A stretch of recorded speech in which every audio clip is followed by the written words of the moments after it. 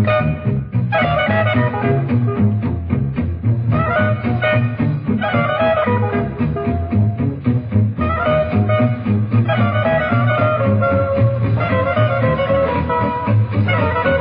and welcome everybody, and today we will continue our lessons by looking at the FriedLiver attack. So after e4, e5, knight f3, knight c6, bishop c4, knight f6. So last time we examined here the most dangerous continuation for black here. So white attempt to strike immediately black's f7 pawn after knight g5. And the main line which we studied was d5, e takes d5, and knight takes d5. When white is coming with a brilliant sacrifice, knight takes f7. So this sacrifice cannot be called a winning sacrifice. I would say this is more positional sacrifice when white is trying to use a bad position of black pieces, especially black's king, which will be drawn very soon to the center of the board after king e6. And this king e6 is the only way to hold the black's knight on d5. So after king e6 and knight c3, last time we analyzed the outcome of knight c to b4, and that lesson we will see the best defense is knight c6 to e7.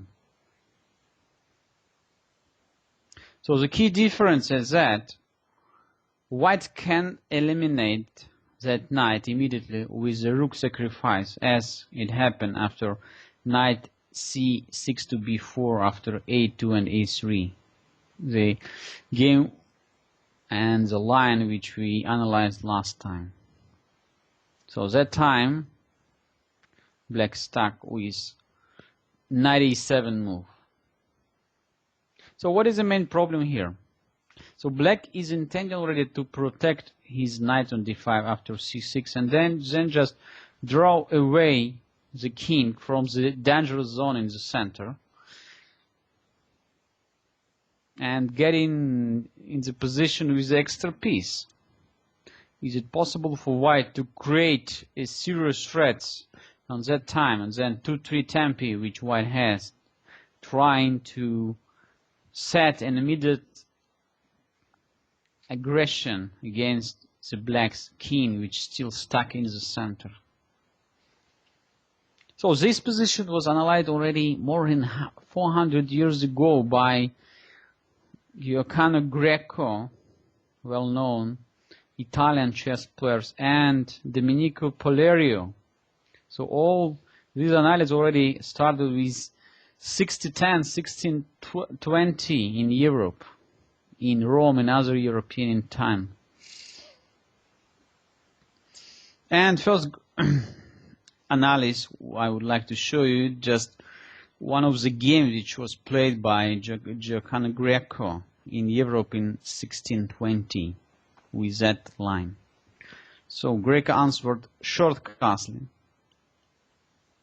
c6, and put the rook to e1. So definitely white made the short castling just with idea to making a room for the rook to go to e1 and to look towards the black's king side, and especially pawn on e5 is the last shelter. So white is intending to move the pawn after d2, d4, then winning the e5 pawn, and when getting already 2 pawns is a good compensation for the sacrificed piece, and still black's king hardly could find the safe place in the center of the board. So after rook e1, black was obligated to move the king away from the center after king d6. Then white definitely would answer d4, also opens the diagonal for the bishop, also intending black's pawn on e5. And after king c7, black is still keeping some counter chances. Despite the fact white is having quite strong position after rook takes e5, black is having extra piece. And even these threads like bishop g5 and rook e1 still in the air, the game is not over yet. So we have to be very careful, since black could play maybe knight g6, maybe queen d6. So still some chances to continue fighting. So instead, after rook e1, black decided to play very passive. Bishop d7, which practically is not giving black any chance to survive. Why? Because after d4, black's king is now stuck and has no escape anymore. So white is having lots of threats in the air and clearing the way for incoming forces after king g6 and rook takes e5. Easy to see that now there is no lot of opportunity for black to escape from the maiden attack. Knight g6. At the cost of the pawn, black has hoped to drive the enemy rook from the aggressive position on e5, and has also expected to win some time for regrouping his pieces. Alas, his pieces are misplaced, and the lack of safety of black's king is telling everything. So white is just continuing his attack with knight takes d5, striking while the iron is hot. So white is harmonically developed, and the next tactical operation is clearing up the situation in the center of the board. Knight takes e5, d takes e5 check, so black's king has no escape anymore. King e6 could be met by knight c7 check, king e7 and queen f7 checkmate. When king takes e5 also will be finished very fast after queen f4, and the game is over. So after d takes e5, black's only answer here is to move his king to c5. But now white comes with the last tactical trick, queen a3 check, and black's king has to capture the bishop. King takes c4, and Gioacchino Gretto is finishing the game very nice with queen d3 check, king c5, and here also bishop e3 leads to the mate in one, but this pawn moves in even nice way to finish this brilliant example. So I would like to remind you that this game was played almost 400 years ago, and let's back to the position after knight c to e7. Later on, Polerio, in his game against Domenico in Rome 1610, continued d to d4, and even according to the theory, this move is the best continuation. It's easy to discover the drawback of the e takes d4 move, so black cannot accept this additional pawn sacrifice, because after e takes d4 and queen e4 check, the black's king is overloaded and the knight on d5 is lost, so black is losing almost immediately. For instance, king g7, knight takes d5, so white not only winning back the piece, the main problem for black is that all his forces are completely sleeping. So knight takes d5 now loses its spot after queen takes d5, king e8 and queen f7 checkmate. Or same problem would happen in case of king e7, bishop g5 check, and with the next move we are checkmating black's king. So As I said before, white not just winning back the piece, but also is keeping huge positional advantage. So last effort to decoy white's bishop from the long diagonal as b5 also doesn't work, because white is not forced to capture this pawn. Simple move bishop b3 keeps black in completely losing position.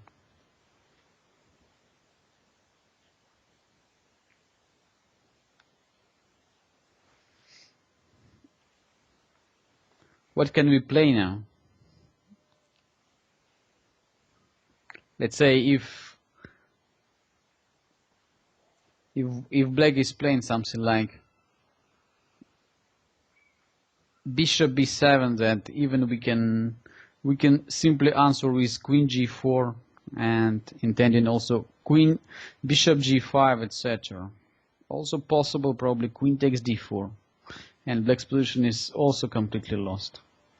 Of course, after a b5 we can try analyzing moves like knight f6. So here lot of different opportunities for white to finish the game. Also I'd like to pay attention that what will happen in case of queen takes d4, with the idea after b takes c4 just to win a queen after knight f6 check. So this double check is coming, king e6 and queen takes d8. Black is completely lost.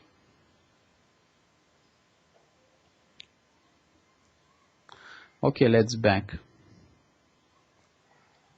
So black could try playing b5 in that position instead of moving c6. So maybe try pushing b5 even here. And once again, white could simply stack to bishop b3, b4, knight takes d5, knight takes d5, and another nice move. Bishop g5. So black's queen is overloaded. It's clear signs that black's position will be damaged very soon. Black has nothing to counter the power of white's attack. After queen d7, definitely queen takes g5 is losing instantly after queen takes d5, and the rook on a8 is gone. And after queen d7, long castling, despite the fact white is having piece down after c6 and rook h to e1, white is completely finishing his mobilization, and black can resign. Since after, let's say, king e7, king d6, we just simply play takes and then push the pawn, bishop takes, and or e7 wins immediately, but more simple, of course, bishop f4, pinning the queen on d6 and winning that queen, of course. So with these two examples from the very, very old analysis, which were made already almost 400 years ago, we can see that how difficult, how dangerous black's position.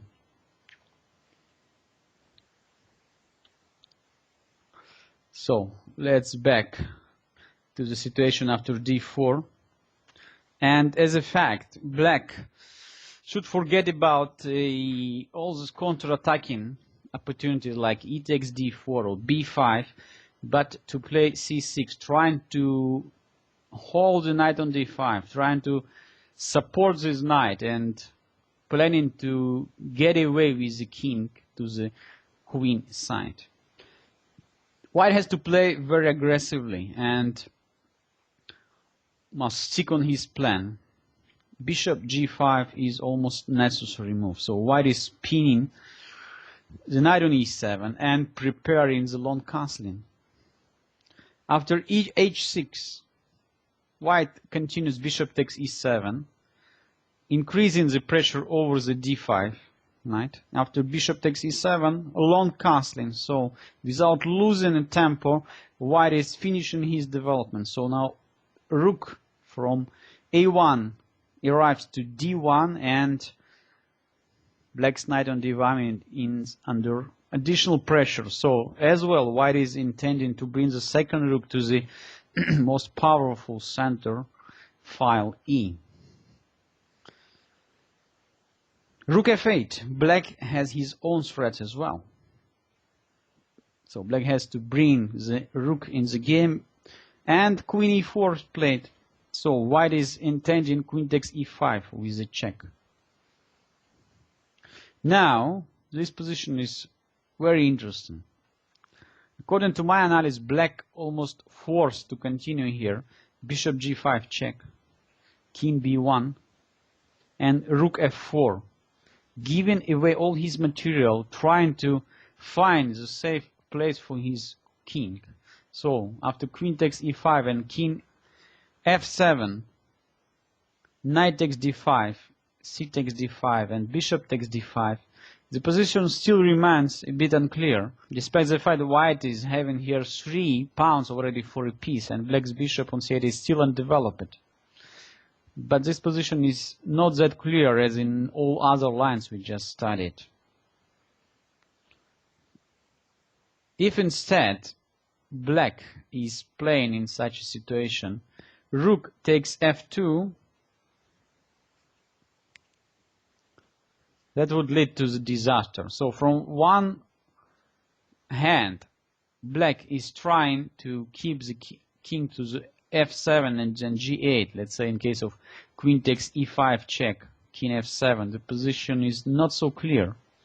So black is ready to attack white's queen with the next move of the bishop f6. Indeed, white is not forced to capture immediately this pawn on e5. White could try using all his powerful pieces, trying to destroy black's position through the d5 square. So d takes e5, much better continuation. After bishop g5 and king b1, looks like nothing could help black. So white is intending just to capture twice on d5, and black's king is in the mating net. So the point of black's defense here is rook d2. So trying to cover the critical d5 square. For the first sign, it looks like position becomes very, very unclear. So black's king is feeling not so bad in the center. The d file is covered. After rook takes d2, bishop takes d2, rook d1, and bishop takes c3, black is even doing fine. So d5 is not under threat anymore. Seems like black is just escaped from this difficult situation. Unfortunately, white is not forced to capture on d2. First of all, we can advance our h pawn, tears black position down. h4. Rook takes d1. More or less, this move is forced. Rook takes d1 and bishop takes d4. Knight takes d5. C takes d5. Rook takes d5. Queen g5. White is winning here very soon. Why? Because all his pieces in the attack and black's king still in the center. So we are coming with rook d6 check, king e7, and after queen d5 there is nothing could stop black from losing. So white is intending also queen f7 check, also queen g8, and then additional threats, queen d8 checkmate. So black is completely lost. The next brilliant game is a very typical example of FriedLiver attacking ideas. So game was played in 1858 between Paul Morphy, so no need introduction about this great player, in the simultaneous exhibition. So after e4, e5, knight f3, knight c6, bishop c4, and knight f6. There are two opportunities, as I said before. So white could immediately start with knight g5, but first of all could play d2, d4 move, which was chosen by Paul Morphy. There are two ideas behind d4. One of them is obvious, the attack over the center, and the second one is just to support active actions of the white's bishop, dark square bishop. So bishop already could be involved into the game very, very fast. After e takes d5, d4, Morphy played immediately knight g5, and his opponent pushing the d pawn, preventing white's immediate threat over f7 pawn after d5.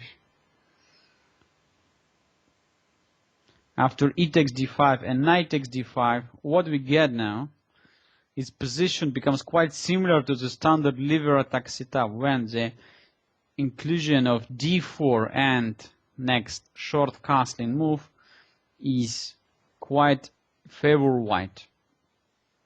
So black is not having here a lot of choice. So bishop e7, one of the best continuations.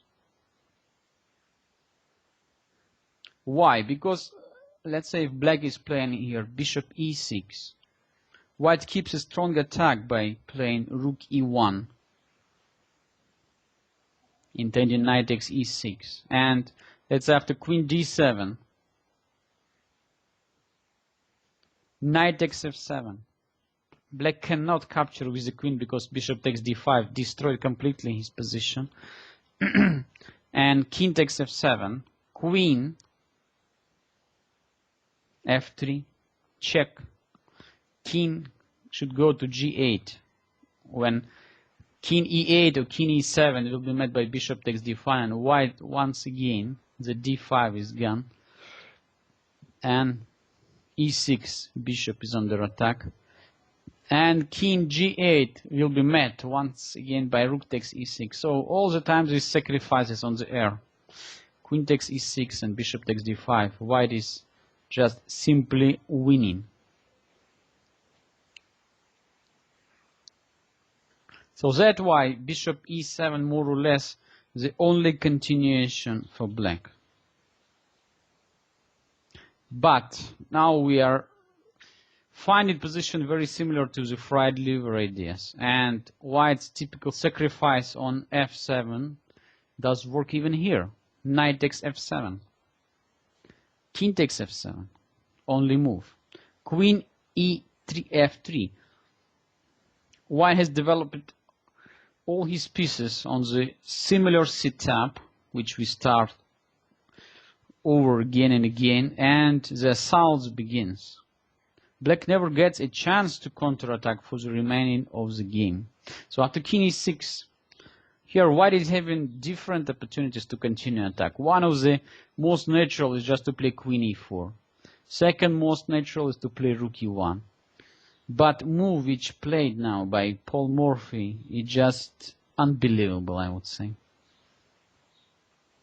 Morphy decided to sacrifice a full piece for just one tempo. Not so often you can see it in the chess practicing. So Morphy already from here was seeing that black's king would find the death in the center of the board, and for that he need just to include his rook on a1 into the game. How to make it possible when white's bishop could be easily developed on f4 or to g5? White is having the big problem with the knight. So we have to connect pieces, to connect rooks, but knight on b1 is preventing white from doing that. So what Morphy is doing? He's just giving away this knight for one tempo. Can you imagine? So he played knight c3. This is an unbelievable move. It's amusing to see white break down the black's position with the help of this simple developing move, despite the fact that c3 square is under attack by black's d4 pawn. Once again, you are still shocked, I believe. So of course the reason is a great move is that a whole knight is going to be sacrificed for just following general attacking rules. In the open position we have to A. Develop all your forces quickly as possible, so rook on a1 soon will be connected with the other rook. And B, open central files where your opponent king is stuck. So after knight c3, d takes c3, the D file becomes available for our rooks. After knight c3, d takes c3 is the only answer. So black must accept this offer. And now rook e1 comes. The rook swings to e1 with a decisive effect. Black has only one defensive move every time. So knight e5. King d6 leads to the checkmate immediately after queen takes d5. Knight e5. Bishop f4. Developing the bishop c1 with a threat. Bishop f6. Bishop takes e5. Bishop takes e5. Now, more than 99% of the player would play here rook e1, and after c6 would ask, okay, where my attack is gone, I don't see how to continue my threats. Instead, Morphy came here with another fantastic blow. Rook takes e5, check, which completely ruined black's position. The total exposed black's king makes defending impossible. After king takes e5 and rook e1 check, look at the position. The white pieces dominate the board. Beside all black pieces are still passively placed on the back rank. King d4 is the only answer. And white is just simply removing bishop takes d5. Not only does it regain the piece, but at the same time eliminates black's only developed piece. So now black is having no developed piece, and the nice mating pattern here, just on the air. Queen takes d5 will be met by queen takes c3 with the checkmate. Rook f8 is also losing immediately after queen takes c3, king takes d5, and rook e5.